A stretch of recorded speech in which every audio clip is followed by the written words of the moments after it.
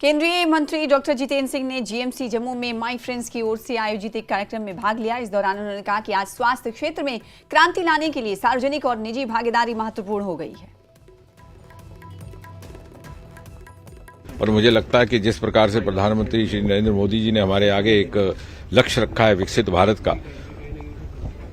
उसकी दृष्टि से जहां हम खड़े हैं उससे आगे बढ़ने के लिए हम फ्रेजाइल 5 से फर्स्ट 5 इकोनॉमी में पहुंच गए। बहुत जल्दी हम चौथे दर्जे, तीसरे दर्जे और पहले अव्वल दर्जे पर पहुंचेंगे। तो उसके लिए लाजिम है कि एक इंटेग्रेटेड तरीके के साथ हमारा आगे की यात्रा रहे। साइलोज में काम करने का वक्त जाता रहा, ना हम पूरी तरह से सरकार पर निर्भर हों, सरकार के साथ साथ हम दूसरे साधनों का भी सदुपयोग कर सके, किस प्रकार कर सके, एक योजनाबद्ध तरीके के साथ उसका अध्ययन करके। और मुझे लगता है कि इस प्रकार की संस्था will act as a very appropriate and a very valuable interface between the government sector and the private sector to promote research, to promote startups, to promote new avenues of livelihood, and also to raise the standards of healthcare in this part of the